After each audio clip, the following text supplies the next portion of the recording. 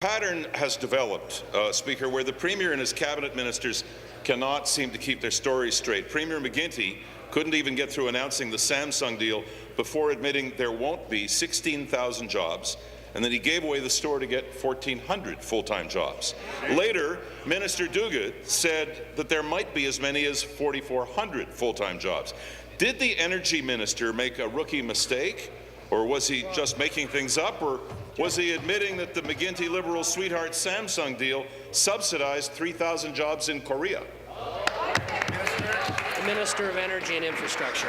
Mr. Speaker, there is so much misinformation in that question, I'm not sure where to start. The fact is, Mr. Speaker, and the Premier has said this time and time again, the Samsung initiative will bring 16,000 jobs to this province, Mr. Speaker. 16,000 jobs that you don't support. 16,000 workers that would not otherwise be working. 16,000 families, Mr. Speaker, that are going to benefit from our green energy initiatives. And, Mr. Speaker, that is just the start, because the Green Energy Act overall will bring 50,000 jobs to this province, Mr. Speaker, over the next 3 years. We're very proud of the initiative, Mr. Speaker. It really does provide a real boost to creating a hub here in Ontario. Mr. Speaker, this initiative puts Ontario on the map internationally.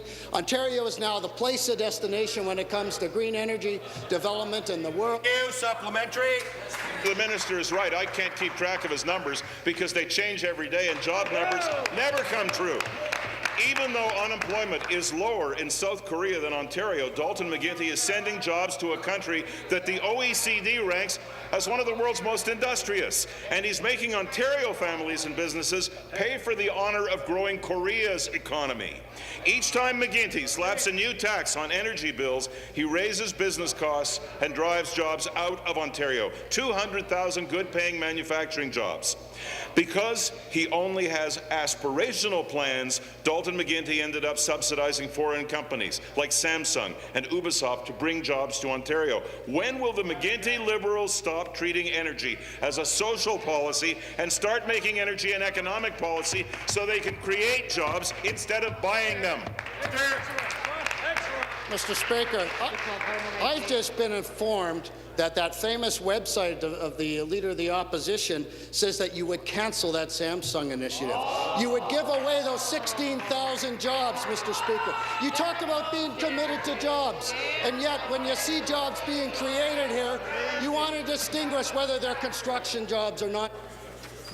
Members will please come to order. They were doing quite well for a while. Minister.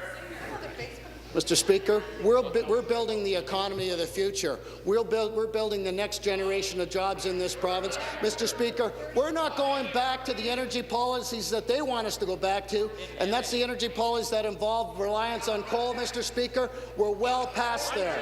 Mr. Speaker, we're building this new economy on the next generation of jobs, on the green economy. We're leading the world, Mr. Speaker. There is interest from all over the world, Mr. Speaker, in the work that we're doing here in this province. New question, the member from Hamilton East, Stony Creek. Thank you, Mr. Speaker. My question is to the Minister of Consumer Services.